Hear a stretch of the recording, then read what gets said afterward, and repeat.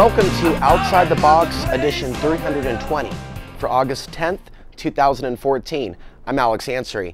This is part 2 of the Real Portlandia episode that I shot last night.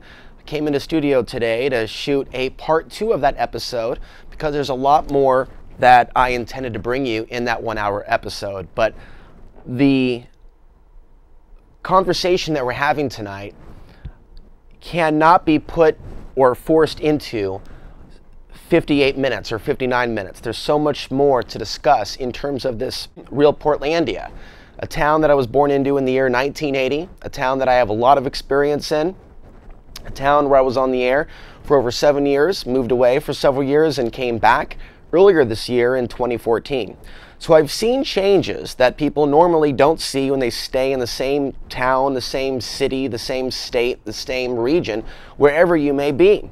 And so it's important to see the changes taking place in our communities, in our cities, be they positive or be they negative, unconscious or conscious behavior coming from other humans, because that truly makes up the quality of the worlds, of the regions, of the locales that we live in. The other thing that I want to say before we get started is that you can live in Los Angeles, you can live in New York, you can live in London, you can live in Paris, you can live anywhere in the world. In fact, you can live in a small town and you can find information relevant to your own community. This is not about Portland, this is about the world. It's simply zoning in on a particular area and looking at what's being said about it in the mainstream press, but looking closer at what is the real reality, how people are living, the standards of living, mass migration, more growth coming to this region than what most people are prepared to deal with or are being told. Because let's look at the growth coming to this region. They're saying in the next several decades, an additional 400,000 residents will be calling the Portland area home. And this is going to drastically change the landscape. The other thing is many people are coming here from other places that are suffering from serious economic problems. Some of the cities have become bankrupt or are on the verge of bankruptcy. There's also a drought issue in the United States. You can type in 2014 drought map. Look at the country and look at where Portland is. When looking at these issues, mass migration, the big business involved, the private interests, who's really benefiting from the artificial growth that Portland is experiencing at this time, and who is suffering? And what are things more than likely going to be down the line as the private interests gain more and more control over policy at City Hall? It's important to note that the City of Portland has removed the part on their application that asks, have you been convicted of a felony? That has been removed, and one could only ask the question, why? When we see the shady ties between the City of Portland and HSBC. HSBC has already been caught, it's in Rolling Stone, laundering money for the drug cartels. Yet why does Portland, Oregon invest $8.3 million in this one corporation? That is one example of hundreds of examples, perhaps thousands, in terms of how the City of Portland actually does business. And what people need to know about this is, despite this artificial growth that's taking place, that's aided by advertising that the City of Portland pays for with taxpayer money, that's aided by the mainstream streams of influence, shows like Portlandia, magazines across the world, in fact, that are putting the focus on Portland. You need to ask who benefits from this, and also, how is this sustainable? How is this becoming closer to the earth? When we create habitats where, in fact, we're living with less in smaller spaces, next to people that we're actually not very close to. Real briefly, I want to say, when I was living off the grid in Colorado, even though I wasn't super close with all the residents there, I was invited into over 15 homes. It was kind of a novel thing to be out there in the middle of the desert. It takes a certain amount of focus and drive, passion, inner strength to handle it in some of those environments. And the area I was in was very close to Mesita, Colorado, or Manassas, Colorado, for those that would like to find it on a map. So there was something special about that. Yet in Portland, it sometimes is very difficult to have a true connection with your neighbor, with someone that's walking down the street that you don't know, because we're in a world where there is massive overstimulation. There's people all around. We talked in the last episode about bikers, walkers, pedestrians. In this massively expanding and growing metropolitan area, I see a unnatural effort to draw everyone together in the same space in a unnatural way that, in my opinion, isn't the most safe. It would be nice if we all shared the road, for example. Bikers, walkers, drivers, and perhaps other forms of transportation or commuting that I haven't mentioned. It works when everybody's on the same page. In Portland, not everyone is on the same page when it comes to sharing the road. And we're not just talking about drivers. We're talking about bikers. We're talking about walkers that walk out into the middle of the road. The real Portlandia is our focus tonight. And in the real Portlandia, things are not as they seem. So as we begin tonight, understand that we're talking about a region at a particular point in time that will continue to go through massive change. Do not take offense to anything that is being said tonight. You're far more than your first, middle, and last name. You're far higher than any label, the state you were born in, the planet you were born into. There's something more, I believe, about who we really are beyond our physical bodies. So it's important to understand where I'm coming from, which is a place of empathy and compassion for those that are suffering in this region and will later on at the hands of others, because the real Portlandia is a Portlandia where there's a certain unhealthy amount of apathy that still does exist to this day, and people are affected by it when they are hurt and no one speaks up for them, because there are others that are consumed with living life, the narcissistic life. For some people, the sociopathic life, where they are only out to improve their own immediate circumstances, to do things for themselves only. And this is what happens when the illusion of separation, when that fallacy becomes a truth in the mind of someone that is lost from the path of truth. And so people think, well, if I just do for myself and feed myself and build my own personal castle up, that's all based in the self, and that only brings fleeting moments of pleasure, of happiness, long-term spiritual satisfaction with one's life, and one's way of interpreting things and experiencing this reality. I do not think that just simply pleasures of the body is going to take you to a deeper connection with either yourself, others, or a greater understanding as to what you're doing here on the earth right now, including what you may be doing in Portland. So there's massive migration here. It's not just California. Quite a bit is coming from the East Coast. And we're going to see more migration here from all over the world. There are issues here that have not yet been fully addressed by either the people that live in this region, that like to keep their focus on the safe issues, things like the street taxes, while not actually looking at what's in the back of the page of the newspaper. And there's also a lot of people that have come here from elsewhere. They're just simply glad that they are no longer living in a bombed out wasteland. And I'm not here to bash them. I'm not here to blame them, because I'm speaking to some of you right now. I'm here to help you understand a truth that I understand myself and try to apply in my own life, because I've tried to run from the things that I don't like in the past. I left Portland, but I also came back to Portland. For me, it's about the journey of traveling, the different experiences that you have when you travel and you go from place to place and you see the different cultures, the different ways that women express themselves, the different ways in which men express themselves, the different types of architecture, the different types of food, the different types of culture, the different types of music, the different streams of thought. Travel can still, in this police state day and age, be a beautiful thing. Sometimes it's not always the most pleasurable. Sometimes it leaves you with a bad taste in your mouth, and you can't wait to go back to something familiar simply because it's familiar and not as alien. But when you travel for extended periods of time, you might also find that the energy frequency changes throughout this land of ours with so much history. You may feel certain energies in certain places. Some of them might be higher, some of them might be lower, depending on whether they make you feel good in your mind or they make you feel uncomfortable. And so these things are very, very interesting subjects to me. Child sex trafficking came up last week. Not an issue that we're going to talk about every single week, but an understood, misunderstood, widely unknown issue that this region is also plagued with. Along with rising costs of rent, utilities, major dependence on the service industrial complex, there is not enough quality local jobs that have been created for local native-born Portlanders. A lot of the jobs that have been created are tech jobs, and a lot of the people that have moved here in recent years have, in fact, in reality, been relocated here. There are some people that come here with nothing, and in the past that was easier to do.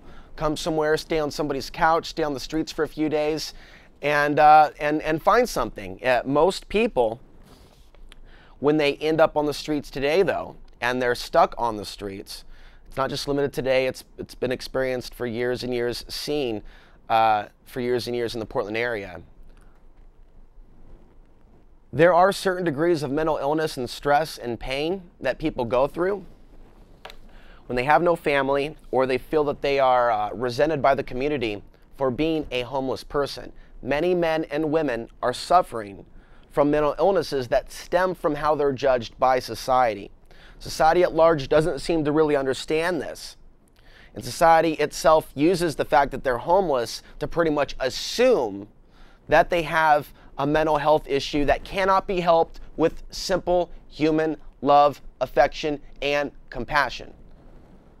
Portland has a reputation of being very friendly to the homeless. This is because of the social services, Central City Concern, and some of the churches downtown that feed the homeless. But why is it all in downtown Portland? In the area around what used to be called the North End when they first created Portland, now Old Town, Chinatown, and elsewhere in that area. It's really a small area when you look at it. So we see how they've kept all of this stuff in the same zone, which is not energetically clean any way whatsoever. It is not a good place to go when you're suffering mentally or you're on the edge and you're trying to keep it together. In fact, there are more forces down there in the downtown area pulling people deeper into despair instead of lifting them up. It's a population issue. And when you see homeless all around you and you're homeless yourself, you see the numbers and you see how people, especially new Portlanders, treat homeless or pretend they don't exist or pretend that they wish that they came to a town without those problems or social ills. It weighs on the homeless man, the homeless woman. And a lot of women are preyed on, not only by men, but by some other women.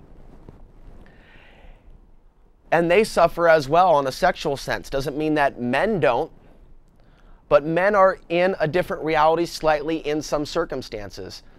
On the other hand, a good-looking woman, or a woman that's a man with money, or a woman with money, or a family with money, or someone else with something, or shelter, or security, may take in someone because they're perceived to be less threatening, simply because they don't have a penis, or because they have a ulterior agenda. So whether it's their own agenda to get a feminine body into their house. Just look on Craigslist today in the rent section. Want woman, want feminine, want woman, want feminine, no man, no man, no man. It's actually a consensus reality within the city of Portland to prefer women over men overall. In no way am I saying one is better than the other. I'm actually about equality. I believe in equality. I believe in fairness. I do not believe in discrimination, racial discrimination. I do not believe in gender discrimination. I do not believe in religious discrimination. So me highlighting these very serious issues that are taking place, factors that influence whether someone's hired for a job, factors that influence whether someone gets a home, factors that influence many other things. I am discussing what people are going through right now and what I myself am going through and have been going through and could be going through in the future, as long as the current conditions that I'm in continue. My email is right there if at any point you want to extend your hand in friendship. But that's not the point of this show. It's to give voice to those issues that have been buried under the carpet so people can get a deeper understanding of what the real Portlandia is morphing into. There is a lot of judgment in this city and racism that isn't talked about. And there is a certain amount of political awareness, within the box of Republican, Democrat. Beyond that, you have other fringe groups. There isn't a lot of cooperating amongst the activist groups in town, but on a racial level, for a lot of people, they don't know very much about people from other cultures and other lands. They know what they know from YouTube. They know what they know from television.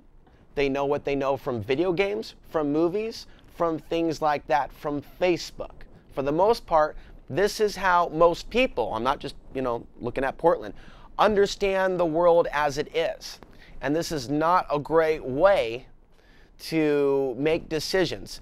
I understand NPR is very popular in towns like this. It's seen as liberal. It's seen as some sort of voice of the people. When I hear NPR, I hear something that sounds like it's straight from Nazi Germany. When they are constantly talking about people from other countries and talking about crimes that they are allegedly committing, it's basically cannon fodder for the military-industrial complex. Keeping people plugged into that state of consciousness to where they're afraid of people from other lands, they're afraid of terrorism, they're afraid of suicide bombings. And you got to understand, every 15 minutes, every 30 minutes, every so on in that break, they're coming back on to tell you, in Afghanistan today, another Afghan man did such, such, such, and such. Every single time without fail. When I listen to NPR, I'm hearing them go thousands of miles away to report one headline amongst thousands of other headlines that provides the justification of an occupation of foreign land, completely illegal and completely immoral. And so NPR, which gets massive amounts from corporations and other special interest groups, is not what people think it is. Even with its music that it has in between the shows that talks about some real life story about some Buddhist in Tibet making bread, boom, boom, boom, boom, boom, boom, boom, boom, boom, boom. Now we're in Nepal, fresh air, and we're talking to this particular individual as he talks about trying to continue to make money, making bread for other peasants while dealing with the cost of inflation. We're NPR, and we actually care about people throughout the world. And so they report really interesting stories about things, cooking shows, and they also have shows, they have liberals, telling jokes, and basically laughing about things that actually aren't very funny. They had a show there, they were talking about, the CIA wanting to send Osama bin Laden dolls to Afghanistan to educate the Afghan boys, those stupid Afghan boys, so that they would turn away from terrorism, when in reality, Osama bin Laden was an asset of the US government. That's not a conspiracy theory. So as long as messages come out on networks like NPR and you don't see something wrong with it, it may be too late for you to actually see the larger truths that are out there. That may not be the case, but I know that it's pointless for me to continue to kick a dead horse, and it is a dead horse. NPR is what it is, but things like NPR, Amy Goodman does great reporting, but again, that backs up the official story of why we're in Afghanistan and Iraq, the reporting that's going on there, and not the backstory reporting as to the US government's involvement with fermenting Al-Qaeda, or even talking about Israel creating Hamas, if we want to talk about current events. As long as they keep those hot button topics out of the conversation, they're actually giving Bush, they're giving Obama, they're giving the next president cover to do what they're really doing, and that's help build a very dark, corrupted world government structure in which America is not necessarily going to profit from it. It's actually right in the crosshairs of the real control structure. And if you look closely at what's happening in America today, within our culture, within the manufactured gender divide, you can see those aspects of it in Portland, in the real Portlandia, a microcosmic expression of what is happening on a macrocosmic larger scale. So going on to one of our first points here, we talked about alcoholism is king here last week, also heroin addiction, and other lower vibrational expressions of humanity's desire to entertain itself or escape from pain.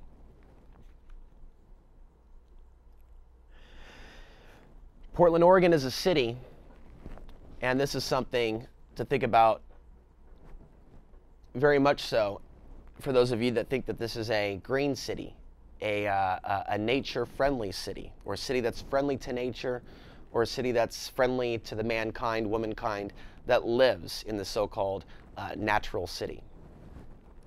electromagnetic pollution is a big, big deal. And there's different things that cause it. Sometimes the sun causes it.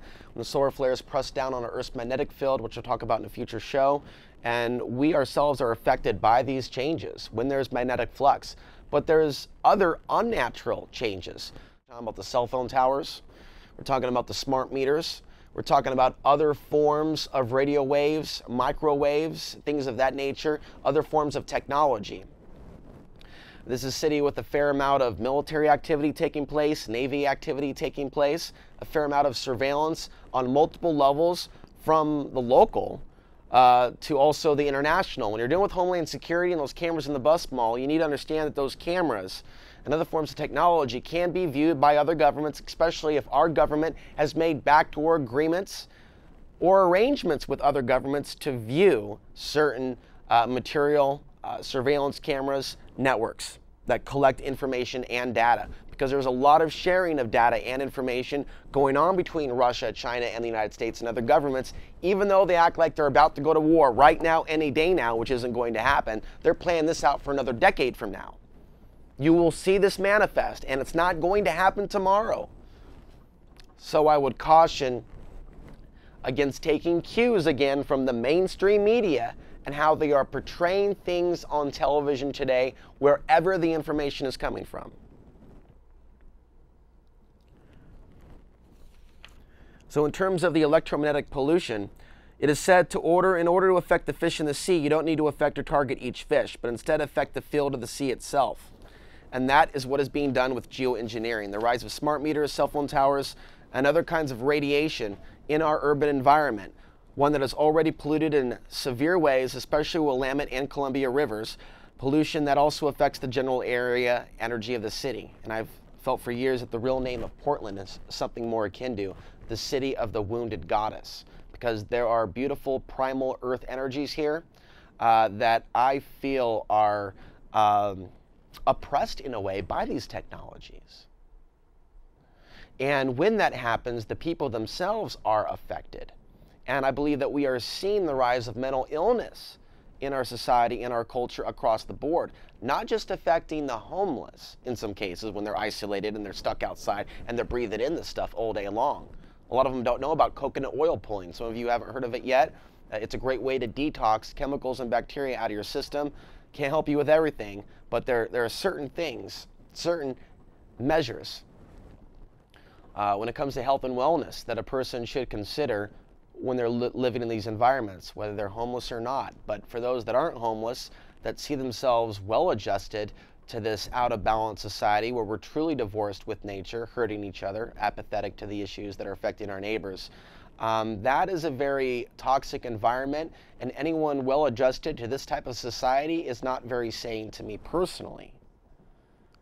And so that's also something that I want to mention. Just because someone's able to be okay with it and be okay with the slaughter of others and be okay with where Portland's really going and to be okay with just being in the moment, to me that's not a very positive sign. On the topic of this concept of using your beauty to manipulate others, not do good, but to use it. And this means whether you're a male, whether you're a female, whatever race you are, there's no labels necessarily in regards to this one. But there are some people that are born with beautiful bodies or strong bodies to where they can hurt people, break bones, break fingers, snap necks. And so there's a male, female version of this. The female version, really good looking, able to outcompete the other females and the other males, and basically thrive in a very unfriendly corporate environment. So there's a lot of people that use their bodies to basically say, hey, I'm a goddess. You should worship me. You should give me your watch. You should give me your car. You should give me your attention. And in fact, it's a form of energy vampirism. When you work to get other people's attention and glare at them if they look, or if you glare at them when they don't look at you on the street. I see a lot of that in Portland. To me, I interpret it as a form of energy vampirism. It's like, why do that? Why do that?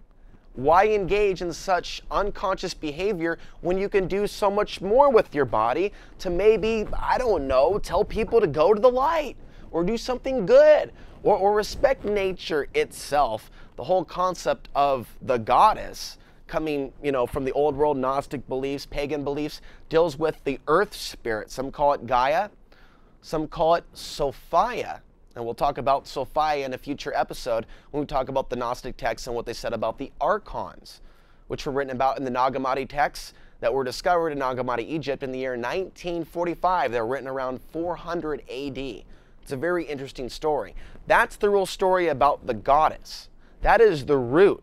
It is not us ourselves worshiping ourselves because we're, in a place that brings out our beauty. Portland certainly brings out beauty in people. Externally, that is. Inside is something else. And in this inverted world, which is a microcosm for a macrocosm, we can see such evidence of such unconscious behavior. I want to go ahead and get into this. There's extreme levels of vanity in this city that I've never seen anywhere on earth in the degree that it is now. And in conjunction with everything that I just said, I want to read something that I wrote in the year 2012 while living in Dallas, Texas. So even though I was somewhere else, I was very much thinking about Portland when I wrote this. I often think of the life of a flower when I think of earth women and men. However, mortal men and women are more complicated since we humans have minds that at times deceive us. In this case, we're discussing physical beauty that is associated with the goddess, or for some men, ooh, I'm a god. Ooh, and there's a lot of, obsession with superheroes today, Iron Man, things like this. Take this flower, for example. It is beautiful because it was created that way, and it is just what it is. It's vibrating to the codes of nature programmed into it, as are earth women and men. Nature or intelligent design brought you your eyes, your breasts, your hair, your skin, your lips, your lovely voice that sings. Everything about your beauty was given to you by the Creator or the codes of nature. We did not create it, even if you have lipstick and you're able to pick out your own outfits. You yourself did not create the beauty that is vibrating throughout your body, even if you think it is that which you created yourself. Nor do we own the patents. It is not to be sold, cloned, taken, kidnapped, taken for granted, or used to control others or to elevate one above another human. Many have been gifted with the image of the goddess and beauty, but at times the ego mind is singing a different tune. Individual consciousness and the soul are but temporary visitors in the gorgeous organic body machine of life. The body is not you. It was given to you as a vehicle for your life experience. Thus, the body of the goddess should not be confused with the spirit of the goddess, which also transcends male and female anatomy. Our deeds and actions on this earth determine the real spirit within us. In time, the petals fade and the body becomes no longer. Many men face this reality as well as their physical beauty and strength fades over time. A wise man or woman sees the bigger picture in this life experience and is able to appreciate their beauty and the beauty of others, yet never worships it or takes for granted. All things come to pass, including our bodies. Spirit lives on. Humans, like this flower, are also given life by the sun. And the sun is one of my favorite topics. And in future episodes, I'm going to be delving into the solar influences on consciousness. A lot of different topics will be brought up, but we'll get into that later. In the real Portlandia, you find the boulevards of the world. Boulevards of the $50 Buddha. And I started thinking about this, using this phrase to describe Hawthorne, formerly known as Asylum Avenue, back in 2004. To describe the heavy effects of commercialism, of spiritual themes for profit, and of course, it could easily be called the Boulevard of the $100 Buddha or $200 Buddha if we were to adjust the price to meet rent inflation. Yet the primary message of the Buddha was to free ourselves from fleeting transitory desires, the very theme that runs through many of the shows that I bring to you here on PCM TV, if you choose to adjust your eyes to see it. Yet that message has been lost by this inverted reality. Instead, people buy trinkets, baubles, rocks, and other shiny things, large Buddha heads for their overpriced home. that never in a million years would they share with people that think differently than them or members of the opposite sex they see no value in unless there's a sexual relationship for them, or for some reason they're turned off by someone's looks, as if reality is about who turns you on and who turns you off, like there's some sort of a light switch. In a false reality where most humans are stuck operating in frock, flight, or fight. In the real Portlandia, you are judged by your looks and how you come across to others in their programming, demand, lust, fears, and so much more. It's not gender or racial specific, but we do see certain trends with certain groups that enjoy the social circles, boxes, labels, collective mannerisms, and identity. Groupthink is alive and well in Portland, and those truly operating outside the box live truly alone in a city that punishes the contrarian until they learn their lesson and join the club and just be themselves, the version of themselves that is approved for mass consumption. In the real Portlandia, competition, consumption, and tribalism are the primary religions of this region, not community. Consuming food, drink, bread and circus, violent video games, lap dances, video poker, mindless sports featuring grown men chasing big balls with other men fawning over them at home, rooting for something entirely meaningless, and few other healthy activities seem to entertain them. If you criticize this insanity, they will throw you out with the wolves as well. Again, in the real Portlandia, you say something unpopular, he will throw you out to the wolves. They'll throw you out to the wolves for saying that they will throw you out to the wolves for saying something unpopular. And they're like, oh, but we have perfect justification to do so. When in reality, revalidating the very same message that some consider offensive. All I'm doing is speaking the truth. In the real Portlandia, some men don't actually look brave at all. They look weak and look like they themselves are in a continuous empty rat race with their own senses to entertain themselves in a new way and to conform to what women demand, which is either, this is what I've seen here, but it's not limited to here, either a overly dominant man that makes the commands or an overly feminized man that lives his life to please someone else. It's true. Like men elsewhere in the world, the lust contained within him that wishes to procreate on a primal level, not conscious. They may want to have sex but not have a baby, but that's driven by something more primal, the act of wanting to have sex. It can drive a man to lose himself, to chase women that he shouldn't chase. And his identity in order to please an increasingly anxious, resentful, tribalistic-leaning female population that it itself is affected by the trauma of this world and region. And I feel exactly what a lot of those women feel, even though they think that there is no connection between us. There is no oneness. It's man versus woman. It's black versus white. It's Portlander versus those that aren't Portlanders. There's so much more that actually connects us. And you can have empathy for the male situation, and I can have empathy for the female situation. You can have both male and female aspects to yourself and it not be about heterosexuality or homosexuality. You can have empathy and feel for others, as do I. As far as I can see, this town is wide open to all kinds of things as people continue to show strong aversion to what is happening to others. The apathy they show, lack of compassion, to the pain and suffering others are going through right now in the Portland area. And there's a lot of people that end up this way because they themselves have been hurt. They themselves have been taken advantage of. They themselves have had complications in their life. They themselves feel that because they had to borrow so many thousands of dollars to go to school, but maybe they were in a situation where they were of privilege and able to either get help from parents or they were intelligent enough in that special field. But not everyone's going to be intelligent enough at a special field to go into a certain doorway. But that mentality exists. That mentality does exist. If someone else says, hey, well, I was able to do it, why can't you? The world really doesn't work like that. I know a lot of people are really like attached, like chains, to these world views. The world is very little like the world that you may think that it is. There can only be so many people working at your hospital. Okay? There can only be so many police. There can only be so many firefighters. There can only be so many people at city council. There can be only so many people that are awarded those grants by the city. And there's so much more that goes on into how some of these decisions are actually being made. Now, there are also men in this city that try to act and look tough, that aren't hipsters, that proudly display their tap-out shirt or some other shirt that is highlighting some form of human aggression. For a while it was no fear. There's certainly a lot of fearful people in this society that aren't saying anything about what's going on. Don't give me that no fear crap. And it sure looks like there's a whole lot of men that have been tapped out themselves. So there's this front, and in the future I plan to expand on this concept. Okay, in Portlandia, like many other places, it is the land of the paper tough guy. Okay, of the paper tiger, standing with some sort of a bastardized fighting stance. In some cases, leaving their elbows open. Oh, you look at those, boxing pictures from, the old days. That's not actually how you actually want to fight. You want to protect yourself.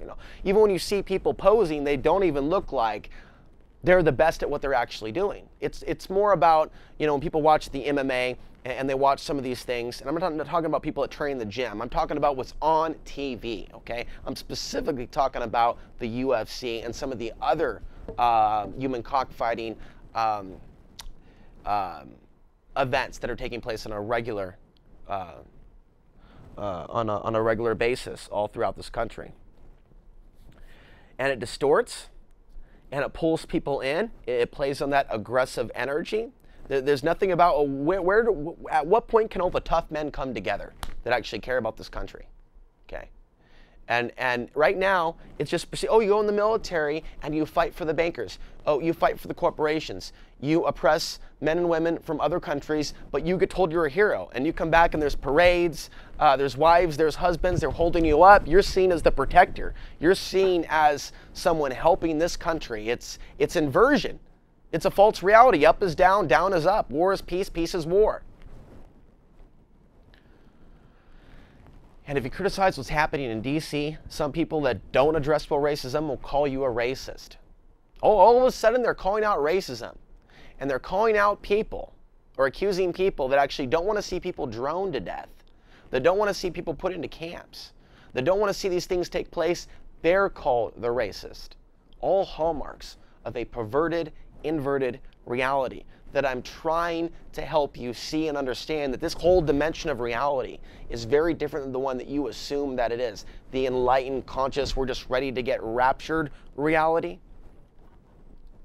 So these men wearing these tap-out shirts and other shirts, it's true that the paradigm of the counterfeit tough guy, paper tiger, can be found all over the city's neighborhoods and bars. It's as Portland as the Rose Festival, but how many men go out there taking risks covering what needs to be covered, or appreciated for doing so? In this land of inversion, what is my strength to you is my weakness. And that's my compassion for others, still suffering at the hands of an apathetic population that's okay with the extreme levels of victimization afoot right now. Now, going into our next point, making sure we're going to have time to get into all this, which we will. In the real Portlandia, people pretend to be unconscious of certain realities. They act like they don't know you when you look back at their stares. However, if I so much as look at someone naturally as I pass them, as a natural practice of awareness of my environment in conjunction with my peripheral vision, people will snap their head back with a glare or an anxious-ridden look in microseconds, sometimes turning and looking at me abruptly like I'm shocking them as I actually look. So in psychic real time, which is almost unheard of. So I can look in this way. I can glance like that, or like that, as I'm walking down the park, and that's enough to cause someone that's walking the other direction to go. Now, I don't know what it is that actually does shoot out of my eyes on an energy level. Our eyes do send and transmit information, but I do think that there's something unique about just the way we exchange eye contact in this world and in this city.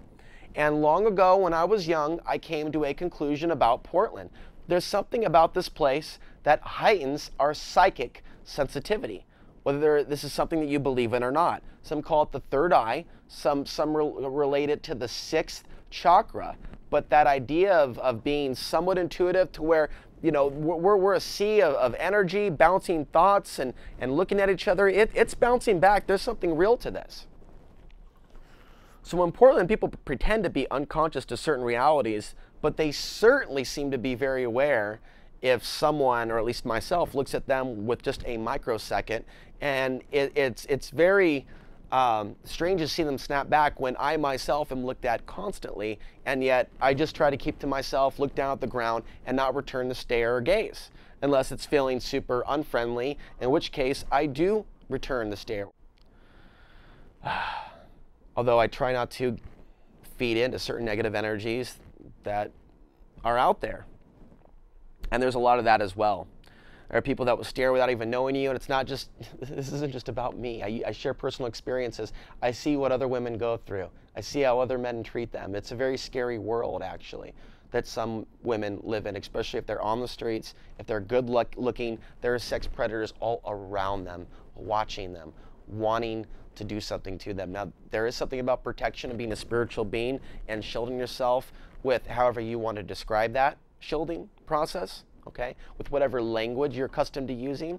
But I do believe there's something about people that walk through this life, that walk through violent lands and violent places, men and women, women and men, and absolutely nothing comes to them at all that hurts them, that maims them. There's something special about these individuals. I've known many people in my life that were never assaulted in their life, never punched, never slapped, never raped, never hurt. They may have lost their jobs, they may have had to move, they may have had trouble in relationships, but there are people out there that are survivors. There are cases of good people that may not be living a life of paradise, but their health is okay to a certain degree. At one point, we're going to leave these bodies and we won't be here. And all this may not even be a memory. It all may just go back up into the whatever again until and whatever happens next in terms of how things really operate, in terms of where our soul goes in the spiritual biological matrix. But we'll save that for another show. But there is something about people and the glow that they have, and people that I have really admired in this town and other places in this country, that are able to walk and live in this reality and live without fear. Some of them speak up, out against the crimes taking place to other people, but some of them help indirectly. They don't go out there and put their own face out there, but they may support people behind the scenes because they're genuinely good people and they're not under full-blown mind control to the point where they're going to turn on someone just because they have a different point of view, or because they're not a Republican, or because they're not a Democrat. And so I salute those people out there that have been my friends, that have shown that, you know, they have a soul that isn't so oppressed that it's not able to see some things as they actually are. Another Buddhist concept that is lost in the boulevard of the 50, now 100, now $200 Buddha. In the real Portlandia, I respect people's space, and I do not engage in unwanted staring, especially at women. It's not something I engage in. I consider it rude and aggressive. There's also another reason for that. I don't believe in chasing tail just because of its physical appearance. If someone sees any value in me, they'll contact me and say they like the show. This contact people off the internet, off the street stuff, you know, it's interesting for some people in this wild biological matrix. It's no longer anything I want anything to do with. It's not in well when you're dealing with mass consciousness, people taking antidepressants, drugs from the government, alcohol, cigarettes, other drugs, other problems, other mind control issues, other abuse issues they went through as a young person or going through right now from the energy that we live in these cities and in this world. It all affects us. It's trauma-based mind control. It's a light form of PTSD. And when you're dealing with the average person out there, it's very difficult to cut through all that stuff and deal with the heart connection. Lust is the first thing that comes up as far as, you know, the interaction, as far as the friendship, the connection, talking about the real things that matter without someone saying, you're not entertaining me, you're boring me. It is, at least in my life, and the lives of many others, almost non-existent in the Portland area at this time. There's so much focus on entertainment, music, socializing, cackling. Some call it laughing. It seems more like cackling now at this point, and so many other fleeting moments of pleasure that have nothing to do with Buddhist or Eastern concepts. What I have learned from interacting with the people of Portland is that there is caution in interacting too much with a town that loves the rock star or celebrity, both things of which I am not. But to those watching TV, it might seem that I'm trying to be something that I'm not. Some will see me as either not in a favorable way or a negative way, mostly negative. with a few that claim to appreciate the show. They say they appreciate the show. Here I am about 10 years later since starting the show. There's literally no contact coming from the audience. It's just, good luck, kid. Good luck to you. Appreciate the show. What are you going to talk about next? I just want to feed. And it's energy vampirism. And it takes place when you sit there, you watch, you tap in, and you pull energy, and you don't do anything to give back. That's energy vampirism. And many television viewers are taking part in that act, especially when you're sending anger at me and judgment, you know, and thinking all this stuff. You just need to make contact, not just sit there behind a screen. It's true I put myself out there because there's not a lot of this content being put out there, period. And I feel that the people of Portland could use some of this information.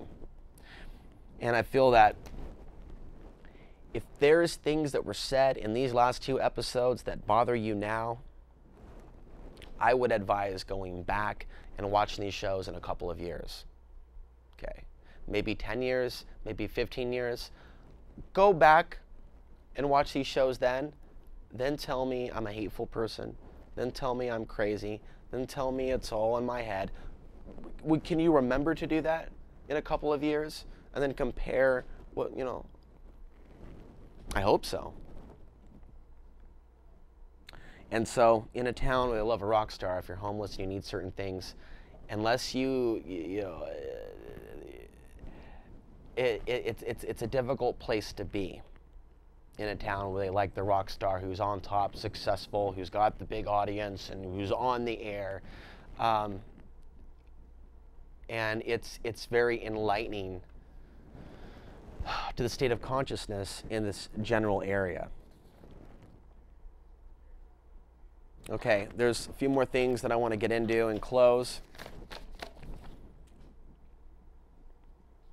In the real Portlandia, the desire to be fed, entertained, to cackle loudly in the night with your drunken driving, to cut someone off, to take someone's job, to compete for things you shouldn't have to, without speaking against the control system, to drug, rape, rob, or look the other way when others are hurt, to leave people in the streets that care about, our future's community, people that are willing to take risks and suffer the homeless experience. That is a special kind of human. The kind of human that's living a life, praising itself every second while cursing others as evil, others as unconscious, others as not good enough at manifesting things with their magic, their magi, yet maintain that tight blind spot on the nature of evil that is occupying our planet, city, and trying to deceive us. In the real Portlandia, there's not a very good understanding of karma or, cause and effect. Okay, let's talk about Afghan women. Let's talk about Palestinian women. Let's talk about Iraqi women. Let's talk about the things that are going on in regions like Yemen, Libya, Africa. What's your response in particular to stories about troops raping women and lack of accountability with our own government, the Pentagon destroying rape kits of even women being raped within our own military? Okay, there are people that will say, well, they drew it to them. It was their karma, or they'll say that was their karma with other language without saying the K word. They will say, well, that's how those people live. Well, that's what they have coming to them after, doing all these things to each other and around the world and all these things. They blame the victim. Many of these people in these regions are victims of dictatorships that were put into power a very long time ago and financed with Western money. You keep being told it's separate from the United States government and that it's this rogue thing out there where there's no special financing going on. It's a fallacy, it's a fairy tale, it's disinformation. But it doesn't matter. People will still go, oh, but that was, they brought it on themselves for being Muslim, wearing that burqa. That whole outlook doesn't apply to themselves. What happens when the lights really do go out in Portland and there's a stage-managed event and public safety plummets and there is no 911 and there is no police to protect you and things start happening? Are we going to then go, well, maybe this is in response to all the stuff that's been done all these years? Is God involved? Is the devil involved? Is this just staged by the New World Order, which is devilish in its own way? Where is the reality in all this?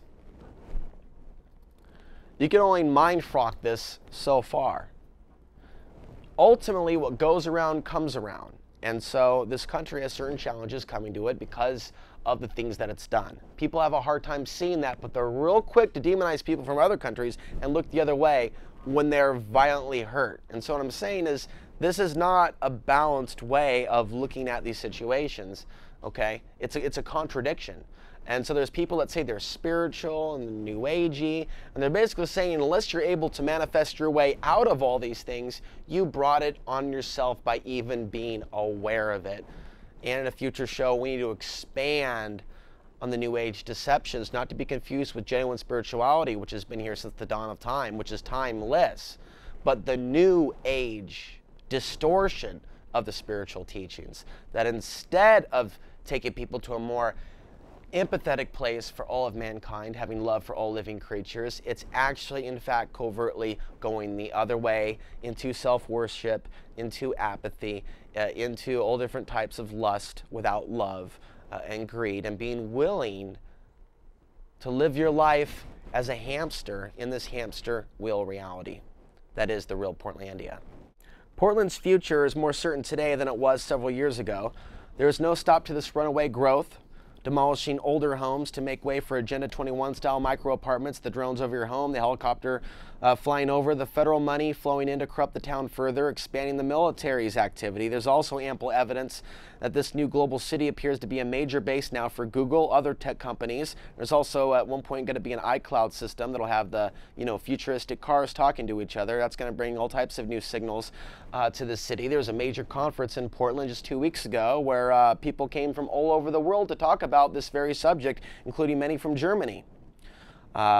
This new global city attracting also Wall Street banks, military industrial complex manufacturing sites that make drones. There's many along the Columbia River into the Columbia Gorge, lasers and other forms of technology that murder innocent people.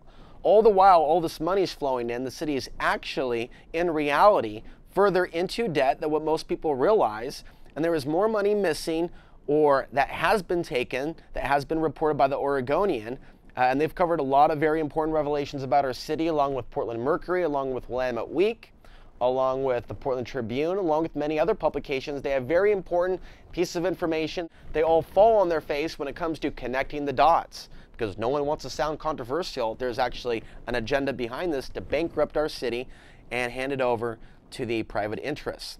With little doubt, this runaway spending, like our nation, is going to end up in this direction, and we will see more criminals at that point as well in our region. We're already seeing a rise in Zeta activity.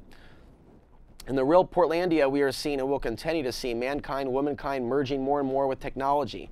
The sociological phase known as transhumanism is taking place within our world, and the influence of cell phones, social media, and other forms of digital technology and entertainment has in many cases completely taken people away from nature, spirituality themselves, others, or a clear understanding of how things operate in the universe. Simple things like cause and effect, or why they are here in Portland on a life lesson level, destiny to do something great, or anything else other than feed the senses, like a hot dog or a vegan tempeh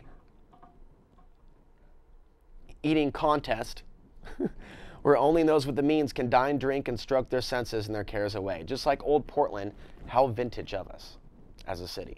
A throwback to the old world. An old world that a lot of people don't know a whole lot about.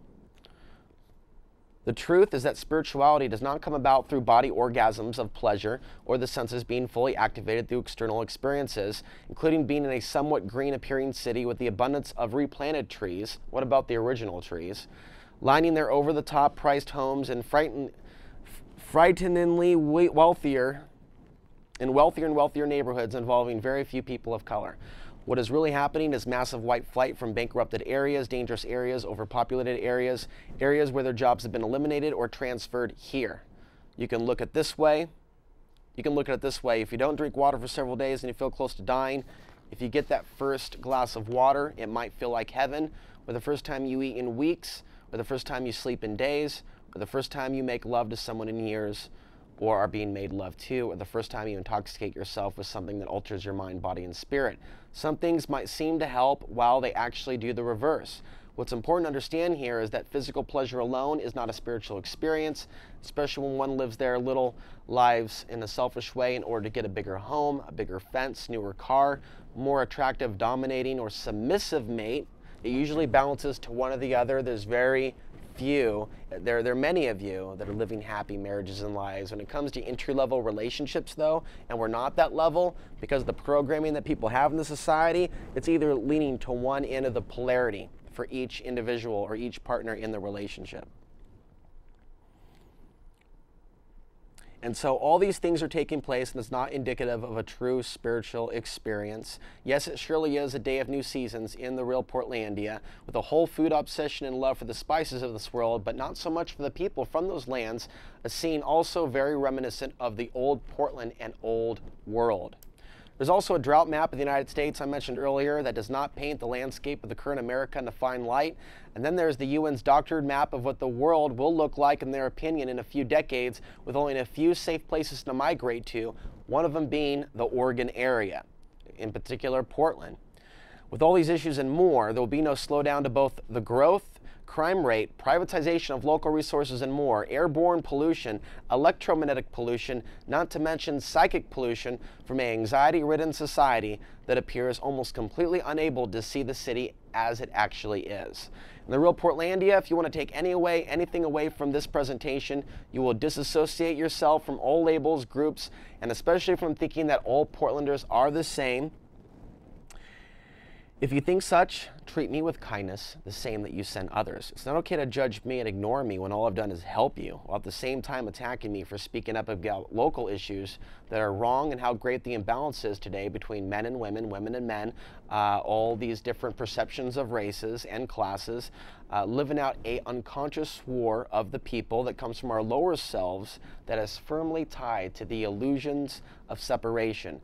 And as I said at the conclusion of last show, as we conclude tonight, real solutions are available but are unpopular and have nothing to do with violating others' free will or making someone bend to our way of doing things or thinking. You have the power yourself individually to care about all living creatures, all living beings, as well as the earth. You have the power to speak for future generations of women and men, men and women. Be you a man or a woman. You yourself have the power to go beyond all labels, especially labeling yourself in any way, shape, or form. You yourself have the ability to override any perceptions that you have no power and that your voice is insignificant. The world needs people to speak their truth, even if it's unpopular, even if people don't agree, because doing so, speaking against great unconscious behavior on our planet, is likely a destiny that many of you have yet to realize. I will not be convinced that your only purpose is to drink, dance, devour, twerk, butt slap, dope, gentrify new land while burning the land behind you, and so many other things. You have great power within you. And there are energies that you can tap into on this planet, in this region, powerful energies, in order to assist you along your way in breaking completely outside the box of all different types of control by your own hand, programming by your own hand, and by others. The punishment to the body by society may be great. I'm a living testimony to that. But the rewards to your soul and your soul's journey in this spiritual biological matrix is great. And we are going to be discussing subjects like that very, very soon. Next week, we're going to be covering a whole new topic that does not specifically involve Portland directly. So for those that have watched this show with rage, anger, scoffery, or open-jawed, what the frock is this trash? For those of you looking at space through a McDonald's straw that you found on the street, don't worry. Next week is going to be an entirely different show. That's one thing about Outside the Box TV, even if you resent me, that there is something in this show for everyone. Thank you for watching Outside the Box number 320 for August 10th, 2014. I'm Alex Ansary, and we'll speak with you next week. Thanks for watching.